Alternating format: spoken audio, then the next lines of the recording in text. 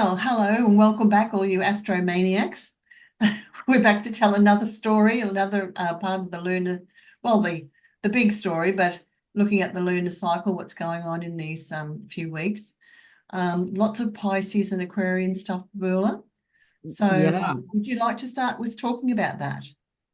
Yes, that's a great place to start, I think. Many of you listening will be aware that currently there's a lot of planets in Aquarius and Pisces. Um, Pluto, of course, is now in early Pisces. Venus is in Pisces. Mars is in Pisces. And as we're speaking this, in Aquarius, I beg your pardon. Pluto, Venus, Mars are in Aquarius. Mercury's in Aquarius, about to move into Pisces, where he'll join the Sun, which is now in Pisces. And of course, Saturn and Neptune are in Pisces because they're moving really slowly. So a high percentage of the planets in our solar system are in the last two signs of the zodiac, Aquarius and Pisces. And that's really interesting to me because as we go around the zodiacal wheel, starting in Aries, a sign of birth and new beginnings and, what is fresh and new. By the time, we get to Capricorn, Capricorn represents effort and discipline and structures and, climbing the mountain, whatever the mountain represents, whether it's, world domination or running a business or, to achieve your spiritual goals. We're really focusing towards a goal in Capricorn, a strong earth sign.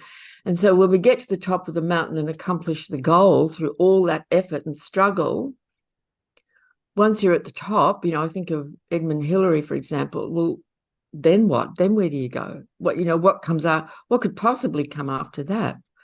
So I always get this image of someone who's climbed to the top of the mountain. Wow, I did it, after all that effort and training and years and years. Now where do I go? And so where do we look? We look upwards to the sky. So that's Aquarius. So we're looking out from the mountain, getting this really big view of the world, of humanity, and so on. And that's what Aquarius represents. So now we're looking at knowledge and ideas about a bigger picture beyond just my accomplishment, right? My achievement, my success. And that's why many Aquarian people have this strong motivation and sense of they want to contribute to humanity and life. Yeah, yeah. Yeah. And so Oh, sorry, go on. And so that's what Aquarius represents in a very simplistic sort of a way. It's that vision for a better world. And so coming back down, and there are all sorts of stories in various spiritual traditions. Like in Zen, there's a tradition of, they call it the 10 Bulls of Zen.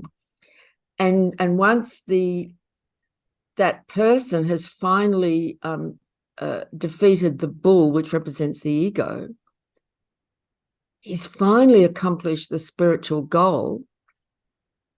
Then what? Then he rides the bull back down the mountain and into the village. Says, I have something to share now. Yeah, exactly. Yeah. And I think that the combination of Aquarius and Pisces energy, I mean, it's very utopian, isn't it? Very. And that's very enticing for those of us who are actually for everybody.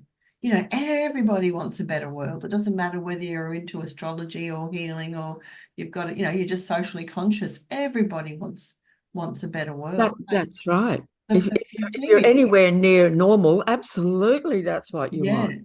But the thing is to, read the fine print in that contract. Because I know Saturn's in the wash there somewhere. So, Yeah. and Virgo with this moon as well. So it's sort of like, this is great. It's enticing. I love the idea of utopianism. Let's sign me up. But now comes the work. That's right. And now comes the integration into society. Yep. And that's really interesting that you mentioned Saturn, because Saturn's the old traditional ruler of Aquarius. Yeah. So in order to manifest this vision of a better world of equality for everybody and sovereignty and self-government and so on and so on, that's going to take some work. Yeah. Yeah. So Saturn, okay, well, how are we going to do that? Yes, exactly. Yes. You know? And this when Pluto went into Aquarius, I remember reading a lot of astrologers were talking about, how this is going to be transformational. And because transformation isn't always easy, No. so this bringing Saturn into that, it just means you've got to get structure and order, get organized, and then make it happen. Yeah, and that's Heaven on earth, isn't it? that's right. And then you have to manifest that vision, that ideal vision, actually make it happen. And that does take effort and commitment, which is so Saturn. So it's really interesting, isn't it? The Saturn Uranus rulerships. I mean, we regard Uranus as the modern ruler, but Saturn is a traditional ruler and still has a role to play in the sign of Aquarius. Absolutely. Yeah. And then we come to Pisces, and by the time we get to Pisces, there's a sense of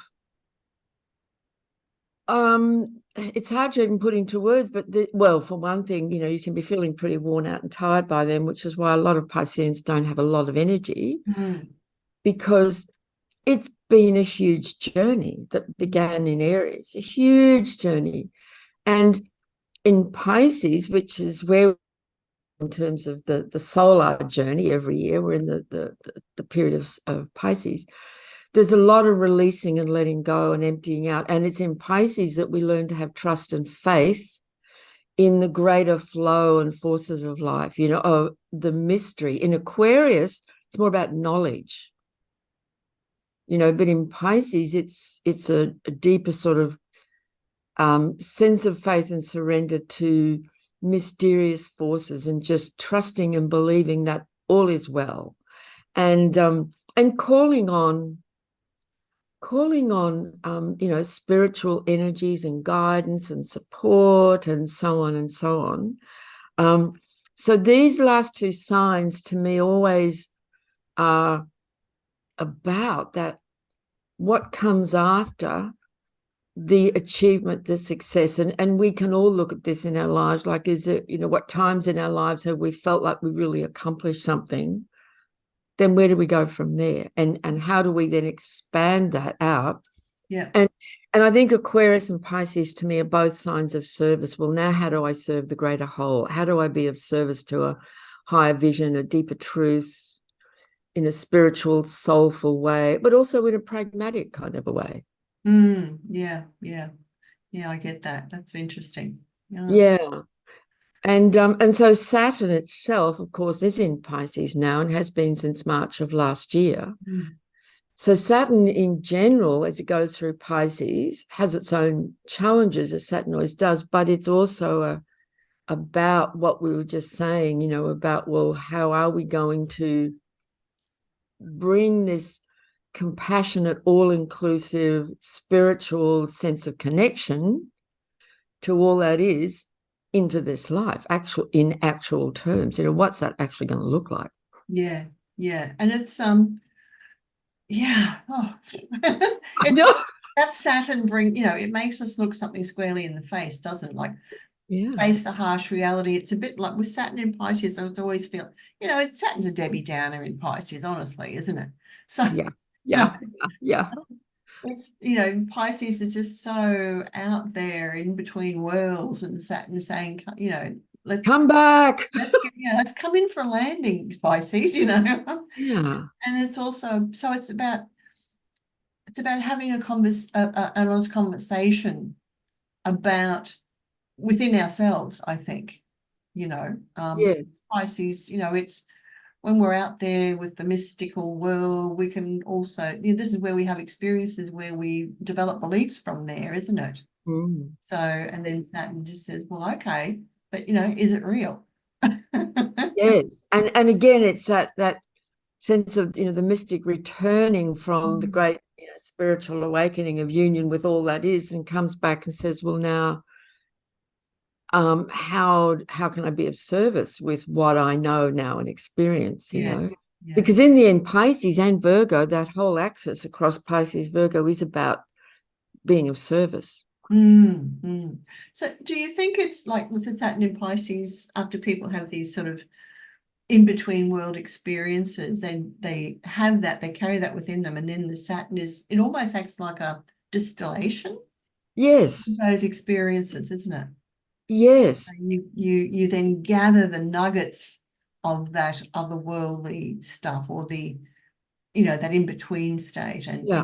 you bring it back to the planet. Yeah, and it's and I'm sure many of us, I know I have, and I'm absolutely sure you have, many of us have had those experiences where we might have been away on a retreat, or we lived in a spiritual community for a period of time, or and may have had some, extraordinary openings and profound experiences. And then you come back Mm. into what we might call real life. And that takes a lot of adjusting and a lot of integration. And I know when I was younger and more naive, there was that sense of, I want to hang on to this. I don't want to lose this. And then you come back into real life and it all starts fading. And Mm. because that's what has to happen, there has to be an integration. And we don't always understand even how that happens. Mm. But it takes a while. And then maybe looking back, you see, okay, I get it. I get what I've brought back with me into this life, how I'm changed and how I can then be of more service through what I've experienced, but I can't stay in that exalted place forever. Yeah, but the Aquarian energy, it can also, some people may not fully reintegrate. They'll be on the outer, right? I think. Yes, And that Aquarian energy into the mix can make people feel like that. They don't, they're just different. They feel different to the rest of society. absolutely. And I think that's true of Aquarius and Pisces both in, Yeah. in different ways, Yeah. but always feeling a bit like just separate from, Yeah. and I think through those signs, that phrase to be in the world but not of it, to know that your experience, your awareness of life is different, it's bigger, it's wider, but here I am in this world and in this reality. It's so interesting, isn't it? Mm. And so I think we're in a period right now with all these planets in these two signs Mm. where we're going through some of this, like we're Mm. being very acutely aware of. In fact, as I say this, I'm aware that even recently I've had a couple of times just, being in a shopping center or wherever and just walking through and being very aware of, like, feeling like I'm in a different reality, Yes, yes. you know? So I Actually, think I think at this time that becomes a bit more acute, like it's really present, that feeling. I think so. And I spent an hour on the phone last night counseling someone who'd had, they'd had a couple of UFO sightings, and they started to have paranormal experiences. And then, like, trying to reintegrate back into the world. Where do I Yeah. put this in my life? And Yeah. it feels quite different. Can't find people to connect to, Yeah. because of those experiences, etc. He's only a young man of 38. Wow. Yeah. Yeah. So that's Yeah. really hard. And then we might feel like we're going crazy, or might feel like other people are telling us we're crazy, Yes. or you just, that's just weird. But Yeah. of course, there is a real issue in terms of health, mental, emotional, spiritual, etc. health with these two signs, as there is with every sign. And Mm. in Aquarius, mental health is a real thing. Like some people can have such a profound experience, like you're just describing, that is such a shock to the system, it can leave them, in some cases, disturbed. How wonderful this person reached out to you and you were able to have that long conversation, Mm. to help them understand and process and integrate. And in Pisces, that can be such a people can become actually very delusional in Pisces, Yes, that's true. Yes. and completely lose touch with reality altogether. Yes. I've seen a few people like that. That's right. And went down too far down that rabbit hole and just yes, and so states like and I'm no expert on this, but just over the years I've observed, I've heard, I've watched things like schizophrenia, just in my observations, I've heard this story so many times, seems to come often after a very strong drug episode. And it just does something in the psyche, in the brain, that after that they're not the same, and it can seem to sometimes trigger schizophrenic and psychopathic sort of episodes, psychotic episodes. So this is all part of the territory of Aquarius and Pisces, so being grounded and kind of acknowledge the reality of living in this body on this planet in this 3D reality is such an important part of the process. Yeah, and I guess that's why, Pisces is prone to addiction, because it's always trying to escape the harsh realities of life. Absolutely. Because of all the sensitivity and the just feeling everything. Sometimes it's just overwhelming. Yeah. So so it's very interesting. That was a big conversation. It was a big conversation. And we haven't even talked about the full moon yet. Well, we better get cracking then. Yes. So just one point on the Aquarius. Venus and Mars are together now, and they're actually forming a conjunction now and over this week, at 8, 9, 10 degrees of Aquarius. And when Venus and Mars come together like that, that's very, very interesting. And so for some people, while it's in Aquarius, that can really highlight relationship issues for them. And for some, that might mean, they meet someone amazing in a very Aquarian kind of a way, like out of the blue, this person just shows up, and it's kind of love at first sight kind of thing. But it can also, because Pluto's not far away from them, for some people, they could be going through some real crises in their relationships, because one of the people in the relationship might be having a strong urge to break free. Yes, absolutely. Yeah, and break away. Yeah. That's a powerful combination. It is. Yeah, but particularly as, when Venus and Mars moved into Aquarius just very recently, as they did so, they met Pluto.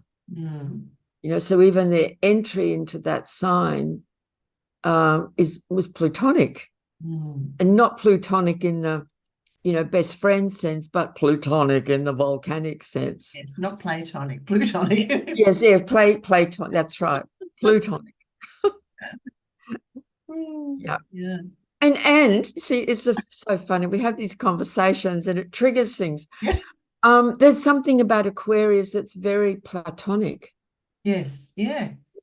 Platonic love, friendship. If I can speak personally, I don't think you'll mind. You and I both have Venus in Aquarius, and we really value and appreciate friendship. Yes. Yeah. And these so the heart connects in this very friendship, friendly, open kind of way. Yeah.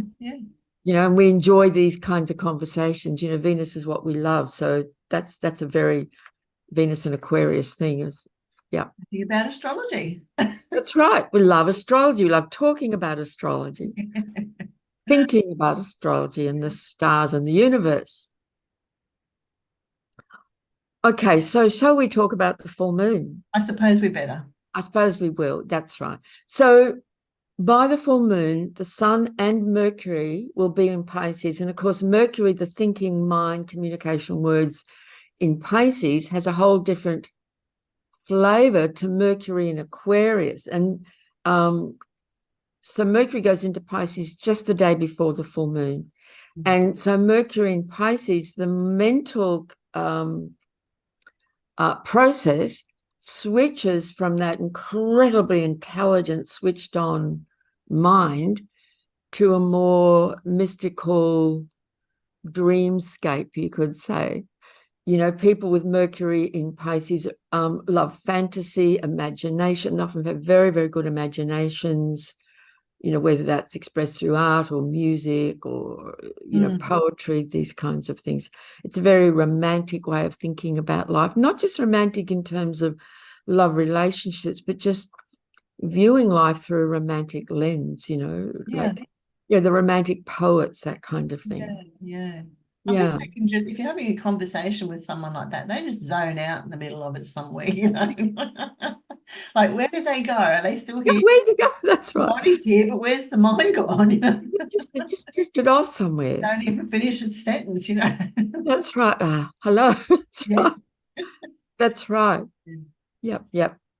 Okay. So then on the 24th of February, in the evening, Eastern States of Australia in Queensland, 10:30 p.m. precisely. So that night is the full moon. And so it's always, of course, exactly opposite the sun. So the sun is at 5 degrees and 23 minutes of Pisces, opposite the full moon, 5 degrees and 23 minutes of Virgo. So that leads us to talk about the polarity of those two signs. So we've just talked a lot about Pisces and the more romantic, mystical, imaginative qualities of that sign. And it's also, the sign has a lot to do with service. So, you know, again, that analogy of Capricorn, the mountain, Aquarius, the high vision serving humanity. In Pisces, it's just about being of compassionate service to whatever, Yeah. you know, shows up. So Virgo, Pisces. Virgo, the opposite polarity, is also a sign of service. Virgo serves in a very, very practical way. It's an earth sign. And Virgo has skills.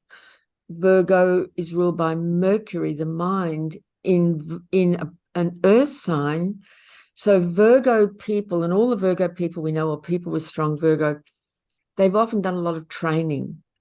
They have knowledge. They've developed skills.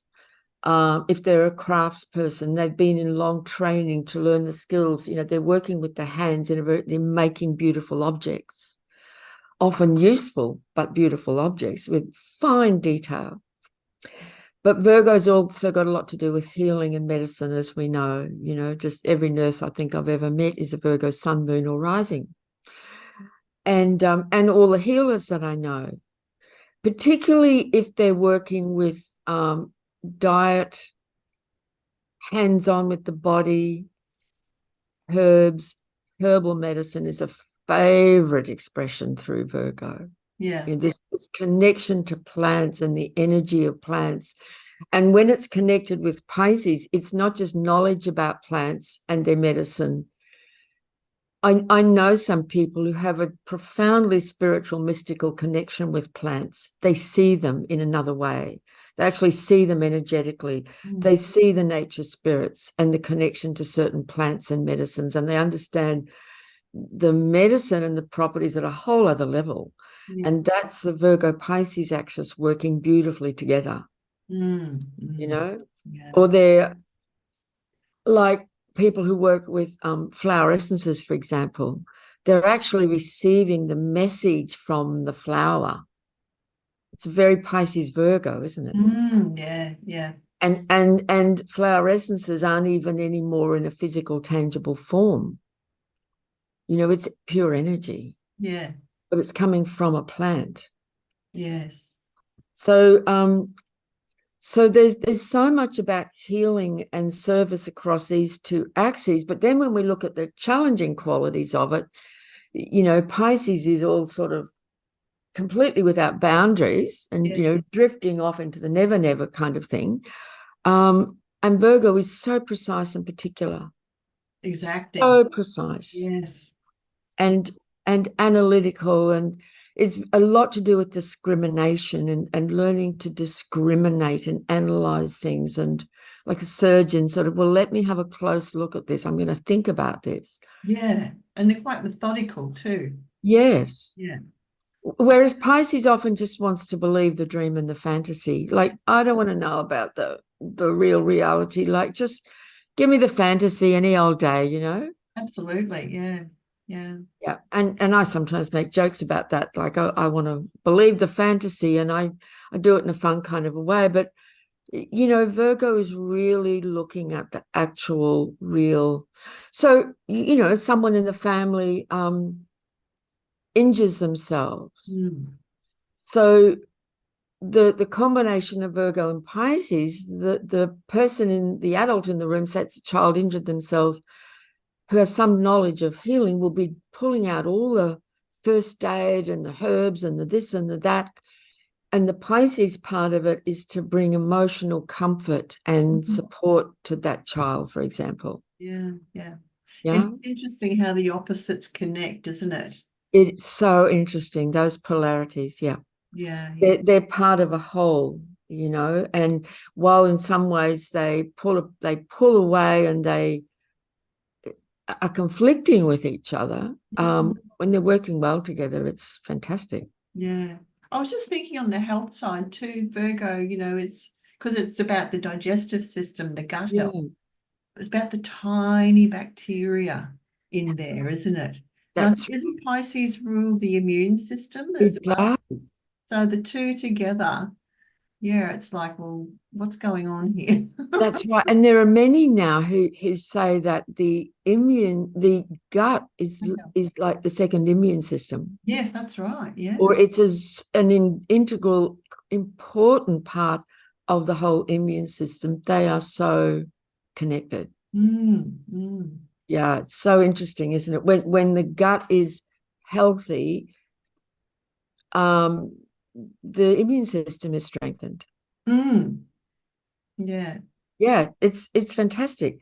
Um, I guess it makes sense because your gut is taking out or drawing out all the nutritional value of your food, and that's right. and if it's healthy, you can do that at a much better rate. That's right. Yeah. And I think Pisces is the energetic vibration, so if we're looking at even food through a Pisces lens, it's understanding that fresh, non-chemical food grown in really healthy soil um, has a different vibration. It It has a does. completely different quality. Yeah. Yeah. So that's part of health as well. And even the way it's prepared in the kitchen and cooked, if it's done with a certain awareness and love and connection, it's different. Yes. That's It's not dead. So yeah. it's not just about the chemical makeup. It's all of that, isn't it? It's Yeah. all of that. The Yeah. Virgo Pisces, yeah. Well, So this full moon is interesting because the Virgo moon has a trine to Jupiter in Taurus, hmm. which is really fantastic. It's very earthy, and I think that's a beautiful connection for this full moon. It feels quite expansive and very beneficial. It'd be a great opportunity, I think, over those couple of days of the full moon to be really um, perhaps working on health. We might even naturally be feeling inspired for those few days, like to really clean up our act with our diet or something, or just really fine tuning, noticing. Yeah. Yeah. Yeah. Um, or it can be as mundane, because the earth signs are also about the absolute mundane stuff, as mundane as like it's just time to get my bookwork in order. Mm, Virgo, yeah. Jupiter in Taurus, sort out my finances. The Pisces part of the story is like, oh, I really don't feel like doing that. That's the last thing I want to do. But the Virgo is, no, this is a great opportunity to do this because the energy's there to support that. And the trine to Jupiter, Yes. get your money in order. Yeah, it's that Virgo moon is I'm trying to think of the word. It sort of steadies or regulates itself through finding order or organizing something. That's right. Absolutely. So if you're in the way, standing in the way, like get out, they might try to organize you. They might try to organize you. Yes, like a Virgo full moon with the sun in Pisces is an opportunity to create order out of chaos. Yes. Yeah. Because Oh, can I clean out your cupboards? And if you're not that's so much into that yourself, it's a good time to have a Virgo friend over to do that. absolutely, or to do it with you and say, come on, we're going to do this. Yeah. And this is, yeah. Because, Pisces might really want to have the cupboard sorted, but may never ever get round to it. Yeah. Yeah. Too Or busy dreaming. yes, it was always like, oh, I don't feel like doing that now. I feel like doing this, or I feel like doing nothing even. Yeah, sometimes might need a bit of help. So, but what's really interesting is that the sun on this full moon is conjunct Saturn, Yeah. which means the full moon is opposite Saturn. Ah, okay. Yep. So Saturn has a role to play here. And it's what we were saying earlier about Saturn in Pisces, which is in Pisces now for 3 years, but right now it's kind of highlighted on this full moon, is kind of facing the reality of what happens if we just keep letting the chaos go unattended to. Whatever chaos means to us, it might be chaos in our mind, chaos in our house, in our office, with our health, just not attending to it. Yeah. And these are the consequences. Or you maybe have a glass or too many glasses of wine the night before with your meal, and the next morning on this full moon, you're going to go, oh, that was not good. Okay, I need to stop.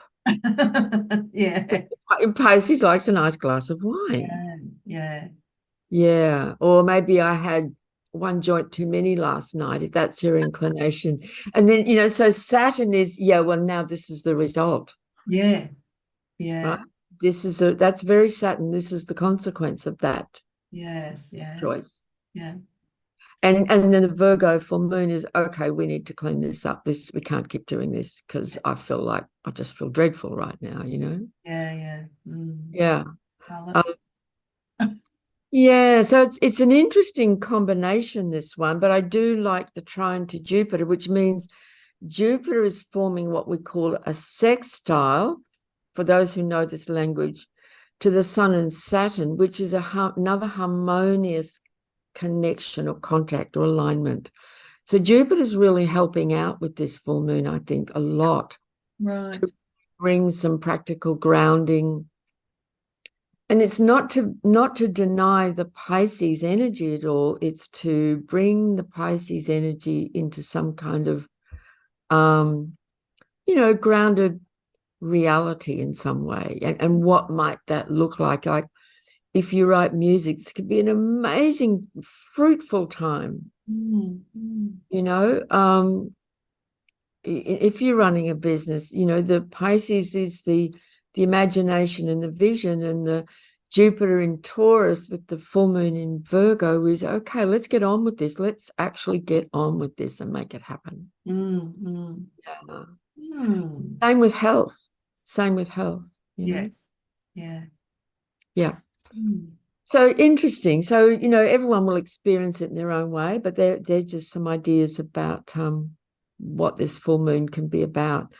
And then the couple of days after, we have Venus and Mars still traveling very close together at 10 degrees of Aquarius, square the Jupiter in Taurus, which just feels like another reinforcement of that idea of bringing the big ideas down to earth. Yeah. Venus and Mars in Aquarius, looking up and out, square Jupiter in Taurus, keeping it real, keeping it grounded. With the Venus square Jupiter, I'm just thinking, I mean, that can make people prone to indulgence too, can't it? Absolutely. So and then you got to face that the next day. So that, yeah. Yeah, Venus to Jupiter in Taurus. Jupiter in Taurus is very indulgent. Why did I eat 3 pizzas?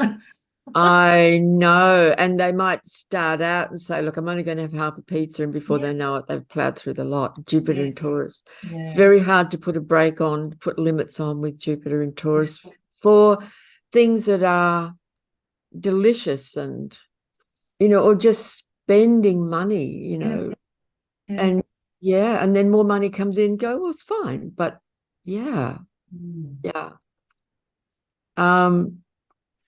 So then there's not a great deal to say. So it's a leap year this year, which we haven't really heard much about in the general field. In fact, I didn't even know about it until about a week ago. Someone commented and I went, is it? It is. So a On the last 2 days of February, the Sun, Mercury both meet up exactly with Saturn at 9 degrees of Pisces. So on the full moon, they're a couple of degrees before Saturn, but now they're all sitting there together at 9 degrees of Pisces. And that's a few days after the full moon. The moon will have moved on into Libra and then into Scorpio. Mm. But I think that's really interesting. That's a strong combination where people might be really faced with some important choices and decisions that they have to make. Mm. You know, Sun conjunct Mercury conjunct Saturn. Mm. I think Eris is also in the mix there too. She's in late Aries. Oh, yeah. Oh, right. Yeah, so Eris is not really part of Oh, that story. Yeah. okay. Eris. Mm. Mm. Yeah, no, she's been in late Oh, Aries, Eris in Aries right. for about 100 years, a long, long time. Okay. Um, Mm.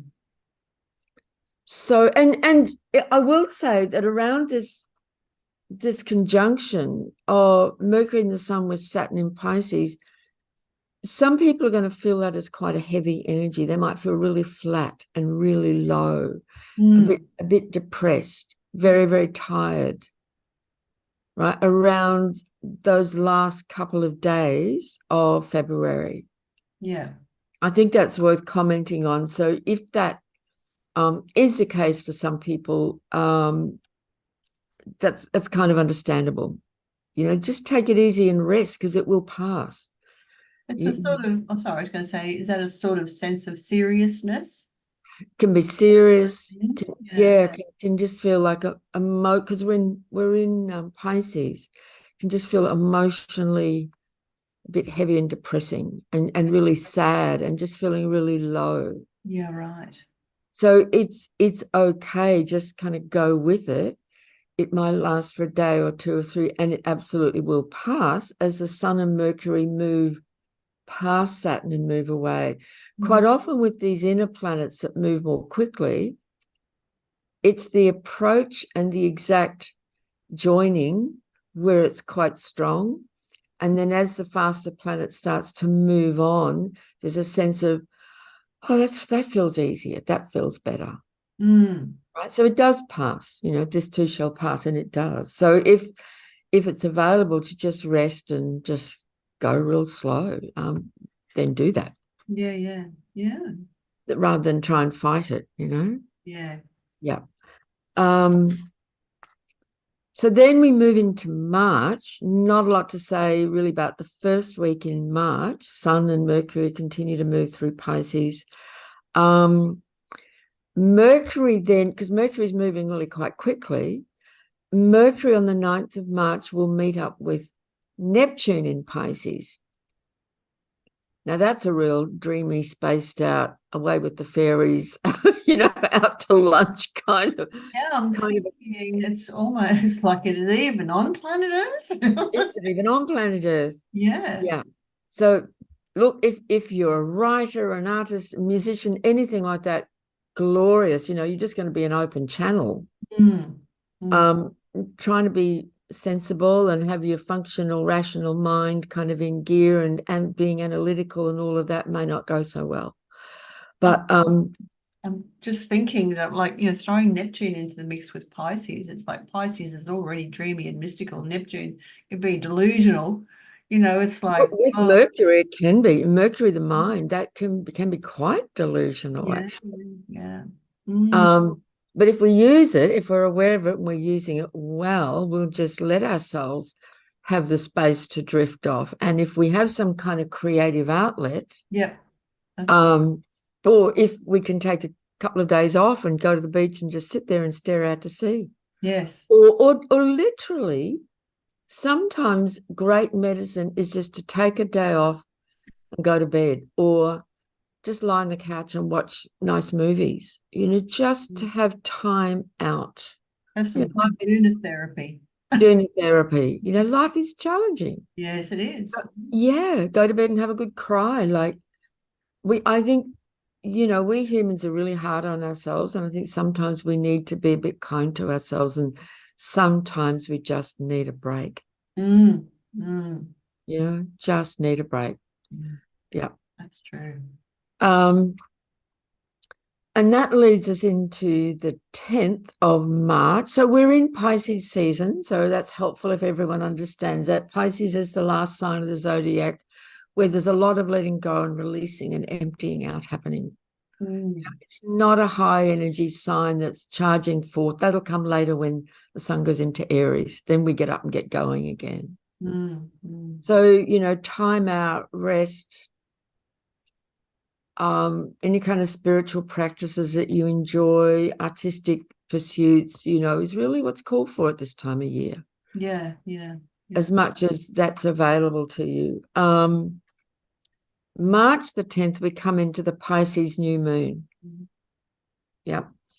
And it's interesting because Mars is quite active at the Pisces new moon, because Mars in Aquarius will make a square to Uranus.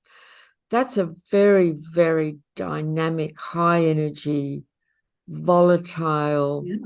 electric combination. Mars in Aquarius, Mm, it's ruled by Uranus, square Uranus. yeah.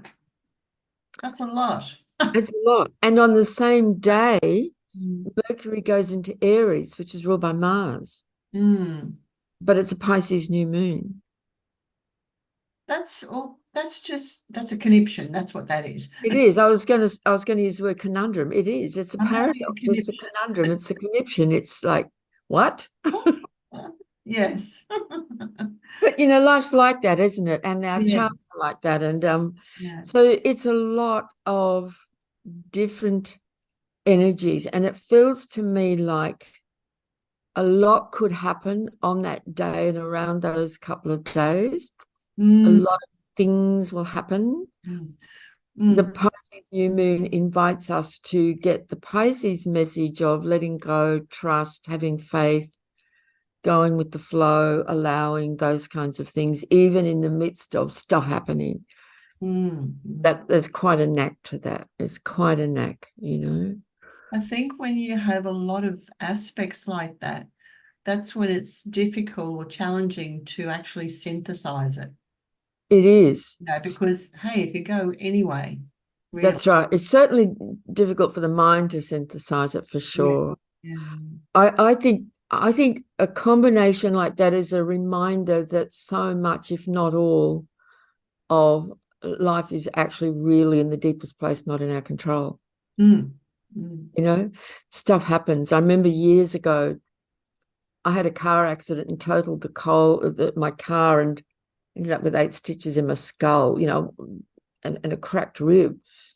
And a very wise man said to me, he just said, I was trying to go, I'm trying to understand why that happened. And he just looked at me and he said, shit happens. mm. That's it. It That's just does. It's life. yeah, yeah, And I'm not suggesting on that day shit's going to happen, but it's just a very eventful, yeah. But it could. dynamic combination of energies. And so if we can learn the art of, in the midst of eventful things, just going with the flow, Mm, that's the Pisces message. mm. Um, and then on the 12th, Venus leaves Aquarius and goes into Pisces.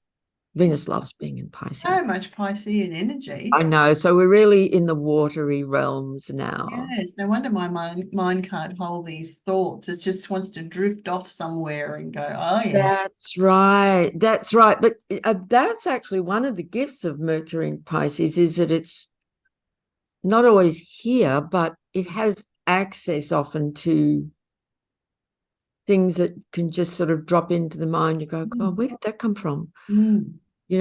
That's the intuitive mind. Yes, yeah. Yeah, that doesn't always make logical sense, and it's not something you can have hard, concrete evidence for. No, but it's often the energy of being very be allowing yourself to be intuitive, but being open to it, but also things guide us in that Yes, way, don't they? yes. They do. That's the guidance. That's right. And then learning to trust that Yeah, yeah, yeah.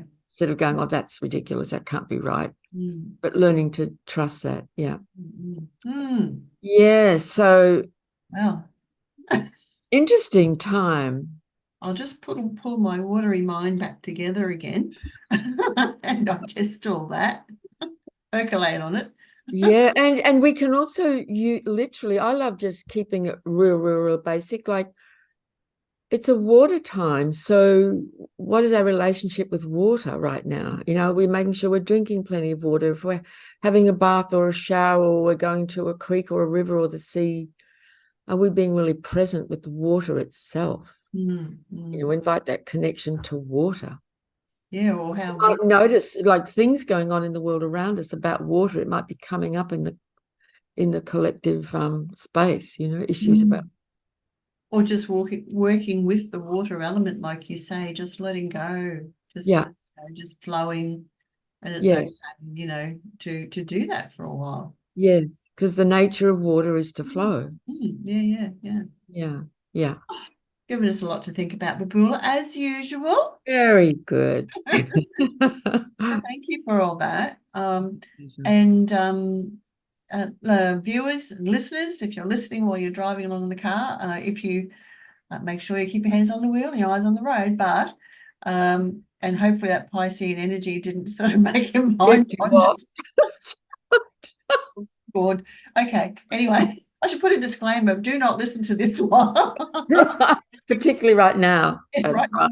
Anyway, if you enjoyed it, please remember to give us a like, share with your friends if you think they'd be interested, and subscribe to get the future notifications and leave your comments. We love those comments. So until next time, we will see you again. Stay safe, be well, and have a great lunar cycle. Bye, everyone. Bye bye.